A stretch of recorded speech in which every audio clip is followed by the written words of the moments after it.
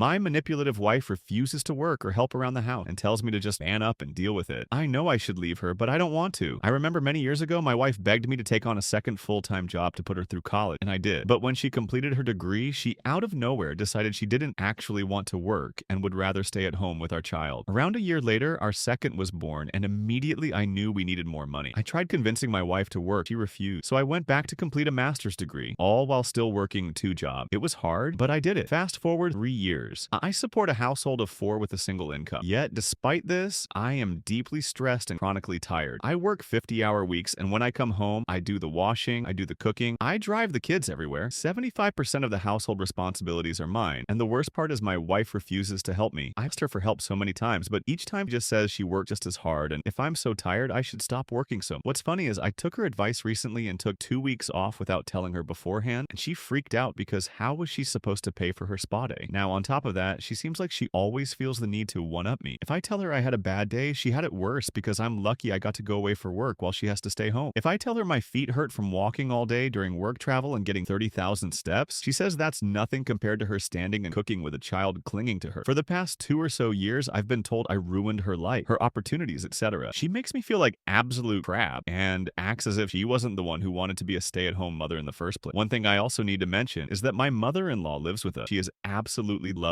and honestly does her best around the house given her age. She recently has brought me aside and stated she's noticed a change in both myself and my wife. She states that I have a greater attachment to my kids. And hell, I've hugged the dogs and talked to them more about my life than to my wife. I honestly feel like I am in emotional survival mode, as I'm one step from moving up the career ladder and one step away from finding love and comfort from the bottom of a whiskey bottle. Update. I confronted my wife and didn't back down when she played the woe is me card, but instead of actually talking it out and addressing any of my points, she left our house to stay with her sister. The day after she packed up and left, my wife attempted to come back and take the kids with her to her sister. Naturally, I was against this, and thankfully so was her whole family, including said sister. Not only was it not fair to our kids for her to sweep them away into a home that's not theirs, but to put that financial and housing stress on the rest of her family. Since she doesn't work, and her sister and her family, husband and 3 kids, stay with their dad in the house they grew up in. After a little over a week of being away, I guess she cooled off. So she just decided that it would be fine if she walked in the door with her bags, as if she just came back from Target. She came into my home office while I was working, angrily stared at me while I sat on a conference call meeting with my team. And I couldn't just jump off, as this is a busy time of the quarter for us. I guess that didn't sit well with her because once I took off my headset and closed my laptop, she started yelling at me about how much I really don't care about her and her well-being. Overall, at that moment, I couldn't do anything more than look at her and just shake my head. Mother-in-law came in after hearing my wife yelling and pulled her away, telling her not to bother me while our nanny kept our youngest away from it all on the other side of the house. That night, after the kids were put to bed, I sat in my office by myself with a drink, as I've been doing for the past night, and my wife came in. We talked, we argued, we cried, we drank. One thing led to another, and we were in bed. I wish I could say that was our making up, but the next sobering morning as we laid there, she went on about how hard it was for her the time she was gone. Literally, it was about her struggles staying at her family house in her old room with her dad and sister's family. How lucky I am to be able to stay here and do this and that and buy this or do that and not stress as much as they did. How easy my and everyone else's in our family lives are compared to hers, even though we had similar upbringing. My mind and heart broke that morning. I've been spiraling down since then, and this last week, I made another attempt to reconcile and talk things out, but I was met with a shouting match while trying to express my current stress and anxieties with life work in general. Why? Well, do you know how hard this is all for me? You're supposed to help me be happy. Me. So when it comes to my happiness, stress, needs, and overall well-being, me, I should just get over it, right? Wife, we all have our own problem. You need to figure it out and get over them. I don't know who the woman I am at home with is, but that wasn't the woman I married and vowed to spend my life with and raise our kids together. Since that conversation, I've been noticeably distant with her. I've been sleeping in my office or on the couch or with my kids in their bed after putting either one of them to sleep. Still doesn't change her starting her day at 10 a.m., sitting on her phone, talking to her mom groups with the kids in both mother-in-law and nanny's care. Nothing has changed, and I doubt that anything will change. Sadly, I think even if we got a divorce, nothing would change or feel different anyway, since during my wife's leaving, the days seemed like any other day except with a little more takeout than usual. My main fear there isn't that I would just lose my wife, I'd lose my kids in the process. Update 2. After a hard push from our family via an intervention, my wife and I finally attempted to go to marriage counseling. I'm sure many of you can guess how well that went. Blame, tears, regrets, gaslighting, with a side of I am the reason for her life being ruined and horrible. Again, just this time in front of a licensed therapist instead of mom group. In the end, everything the therapist suggested and noted went over her head